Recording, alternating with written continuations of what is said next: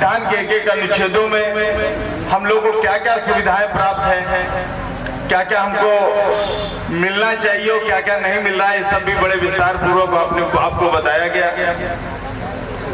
ये सत्य है कि संविधान में हमारे लिए सारा संरक्षण है।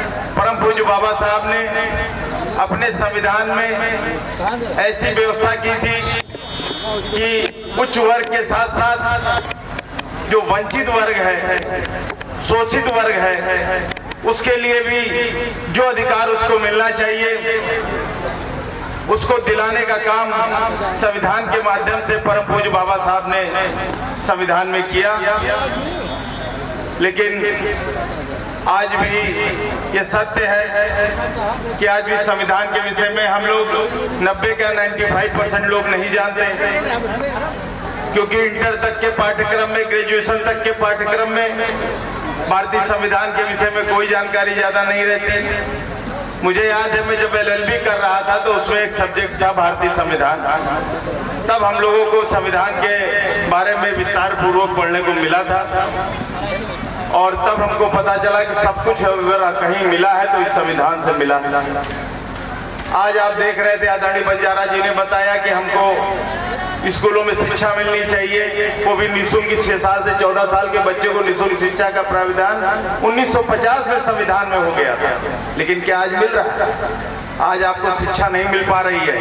आज जो स्कूलों की हालत हो गई है, आज स्कूलों में खिचड़ी, अनाज, ये जो खाने पीने का सामान है, ये तो आपको दे के और आपके बच्चों को शिक्षा से ध्यान भटकाया जाता है। सारे दिन बच्चा उसी खाने पीने की चीज में लगा रहता है और किसी प्रकार उसको पास करके आगे बढ़ाया जाता है। लेकिन जब वो बच्चा आगे बढ़ जाता है 8वीं के बाद तो उसको कुछ आता नहीं, तो आगे की शिक्षा वो ग्रहण नहीं कर पा रहा है।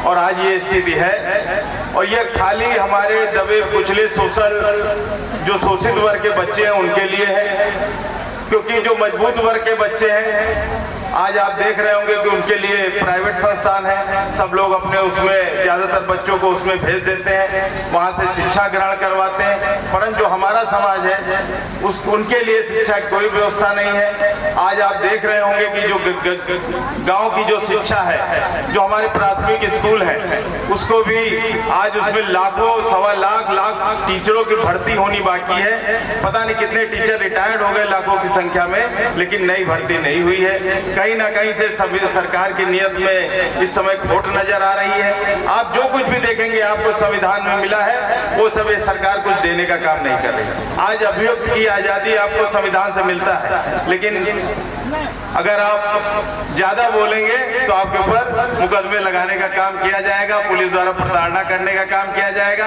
अनुसूचित जाति के वर्ग को लिए वो अधिनियम बना हुआ है SC/ST एक्ट, अनुसूचित जाति निवारण अधिनियम, लेकिन आज की डेट में बिल्कुल वो निष्प्रभावी है। अगर कहीं किसी मामले में किसी व्यक्ति के ऊपर अगर SC/ST लिख दिया जाता है तो भी वो किसी भी रूप में उसकी गिरफ्तारी नहीं होती। आज आप देख लीजिए, गौर करिएगा तो कहीं भी इस प्रकार की कोई गिरफ्तारी बंद है, क्योंकि संविधान में तो व्यवस्था है, लेकिन ये जो शासक लोग हैं इन्होंने अपने लोगों को जबानी दे रखा है आदेश कि आप जो है इस पे कोई कार्रवाई नहीं करोगे। अभी हमारे तमाम तरीके की हम लोग को इस समय जागरूक होने की जरूरत है, हमें अपना अधिकार जानने की जरूरत है और संविधान में जो अधिकार हमको मिले हुए हैं हम लोगों को उसको जानने की जरूरत है। निश्चित तौर पे अगर हम सब लोग अपने अधिकार को जानेंगे तो हम लोग संविधान को जानेंगे, तो हम अपने अधिकार के प्रति जागरूक रहेंगे और अपना हक अधिकार जो हमको देने का काम नहीं करेगा, हम लोग उसको छीनने का, लेने का काम करेंगे।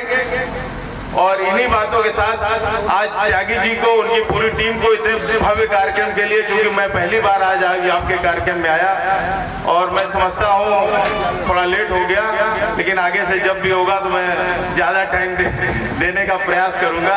मुझे अच्छा लगा संविधान के विषय में बोलना, बात करना, उसके विषय में सुनना। और अब हमारे माननीय आदरणीय सांसद जी को भी हम सब लोग सुनने के लिए यहाँ बैठे हुए हैं। तो इन्हीं बातों के साथ अपनी बातें विराम देता हूँ। जय हिंद, जय भारत, जय संविधान। बाबा साहब हमारे। धन्यवाद।